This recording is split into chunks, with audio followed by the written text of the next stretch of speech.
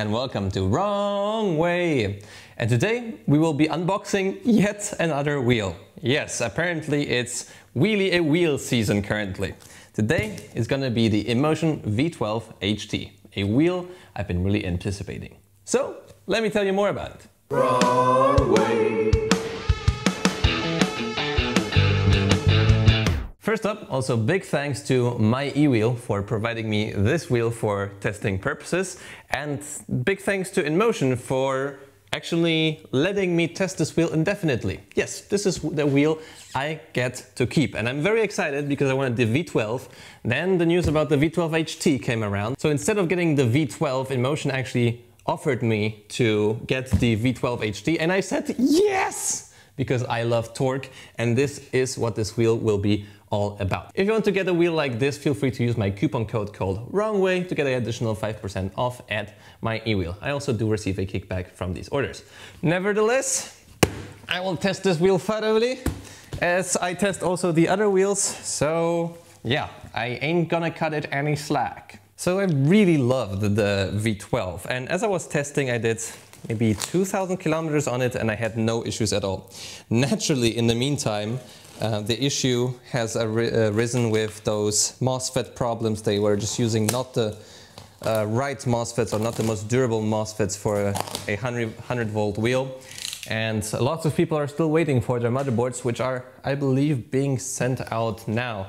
So even though I was loving the V12, it did came with some issues. Now with the V12 and the V12 HT, they changed those MOSFETs to 150 volt MOSFETs, some more powerful ones. So hopefully all those issues with cutoffs of those wheels will be gone. But sadly, hope is all I had. And yes, we changed the setting because I found out something later, and now our apartment looks a bit like a mess. Should I include that even? Anyways, it isn't really part of the unboxing, but sadly, after riding the InMotion V12 HT for around 40-50 kilometers, I had I don't know if it even was a cutout. It was almost like the wheel lost balance.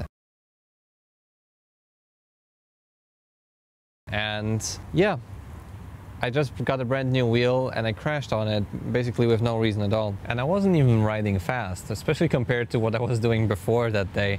I was basically, when the crash happened, just riding 25 kilometers an hour, maybe accelerating slowly to 35, 40. I was riding on a very nice path.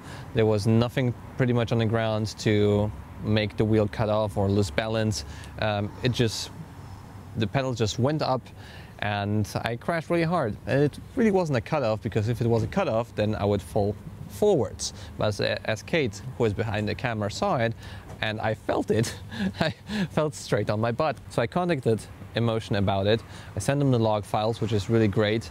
And yeah, I guess we're gonna see. It's really bad. Like when companies send you new wheels and then you crash on them because you're sort of the first person to test.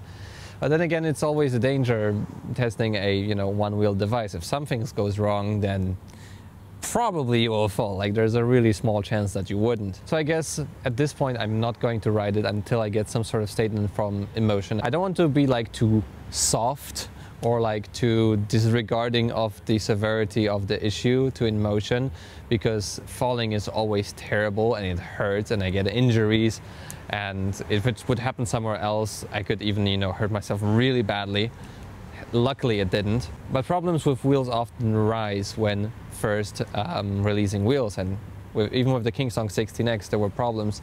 And the thing that I like about InMotion is that I can contact them and we can figure stuff out, and they do patches and they care sort of about their customers. While yes, it was a serious issue and I will update you on that, I'm pretty sure that they will find a fix for that, because most likely it's related to software and some sort of bug there, and I hope that something like this won't happen in the future. And sadly, I think before we won't have like a global institution that tests all of those issues and tests all of those wheels, so things like this will happen, and that's, I guess, the flip side of being a happy wheel reviewer. But all of that still hurts. My neck hurts particularly a lot because I fell straight on my back The wheel almost like really rolled from under me, like accelerated from under me, and my butt hurts a lot too. I think my neck even more today. So, all right, back to the unboxing.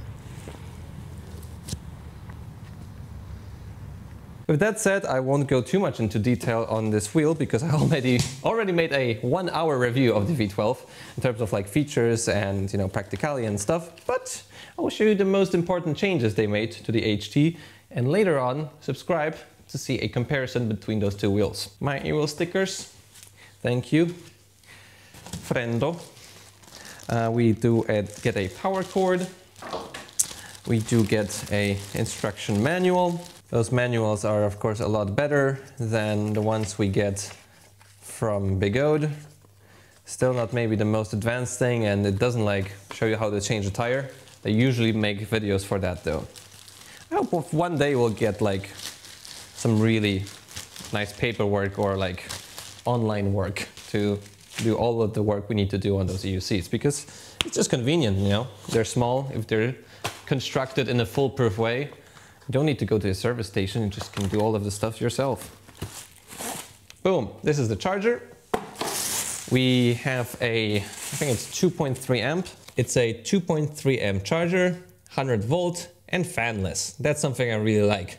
I recently got the EX20S with this stock charger, and the fan is just so loud, and they do tend to break after a while, so I'm happy to see that. Not the fastest one. Charging time will be around that was way too slow for the mouse I need to do. I think 9 hours, something like that.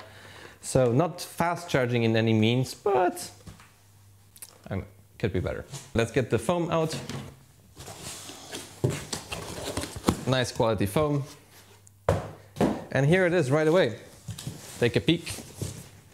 We already see the new and improved orange powered button. Turns me on more. And let's get it out. Anything else in here? All right, let's get the box out of the way. Another piece of foam. And here it is in all of its glory. This is the new tire. I'm very curious to test it out. Let's see what the brand of it is, actually. Let's don't damage the floor. It's a Cordial tire, 12" by 3. So it's a 16" wheel, but as this is probably a motorcycle tire, this is why the 12 is here. It looks like a really decent thread, and I already heard some info from my e-wheel that it's the best tire, off-road tire that I tried, so I'm very eager to check it out. This is marketed as being more of a off-road wheel, so this tire is very welcome. However, if you have a tire like this on a CST with this thin rim, for example here on the Master, they're terrible for street riding, so maybe this will be a good middle ground. We can also see that now we have a orange rim. Could be the first orange rim in existence. Did you see a orange rim ever? Comment below. And apart from that, I gotta say, with those new Bigode wheels that came out, the accessories are very scarce. Now, this is not necessarily a bad thing, because you have those pads on the top, which are, all in all, like, this is just such an ergonomic shape. I love riding this thing, but it doesn't have any stock power pads. So if you want to go ride this wheel at any, sort of performance level, you will need to get them. Probably I'll put some either Grizzly pads, I'll try some Nilonova on it, maybe even some side pads. I'll see what's my favorite. But I think the grip tape is improved. Maybe close up on grip tape. The grip tape definitely looks better. And I think there is no gel insert underneath that. That looks very decent. As far as it goes for changes, most of them are cosmetic, like the different rim and the power button, and apart from the lack of kickstand, which they just didn't decide to put on the wheel for some reason, you can't really tell that this is a V12 HT. Actually, my e-wheel asked them why didn't they put the kickstand on, and they answered, it's because we didn't put the kickstand on. So go figure. But most of the changes are actually in the guts of this wheel. So here we have a high torque motor. with a top speed of around 60 kilometers an hour.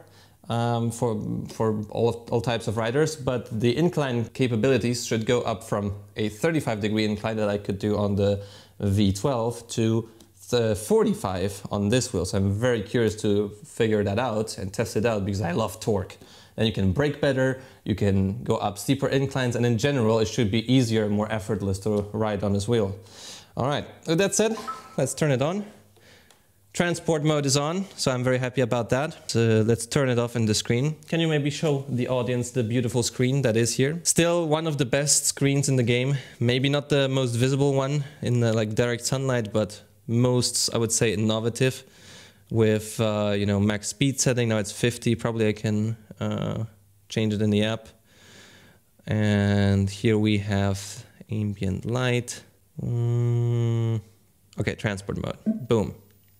It's off. Perfect. And here you can also like set up what you want to see. If you want to see the voltage, mileage, this screen is phenomenal. Also some additional info here, as well as temperatures. Very cool. Also in a good position, like in front of you. In the back we have the charge port, and now it's a legit GX16-5. On my prototype I had the small version of that. So now I can use my Galway chargers also to charge up this wheel to 100%. Quicker, up to 10 amps can go into this port. Looks really cool, still garbage taillights. It's the V12 HT we know. So yeah, maybe just let's make a quick spin test. What's the free spin speed of the wheel?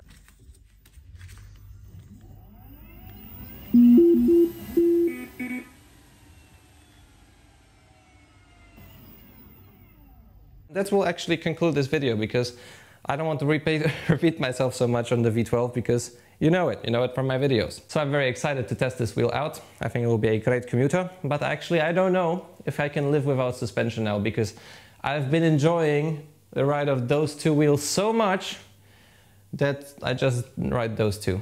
It's just so great. I don't know if I can go back to lack of suspension. And I can't believe myself that I'm saying that. With that said, if you're still here, leave a like on the video, subscribe to see more content like this. I'll see you in the next video. See you soon.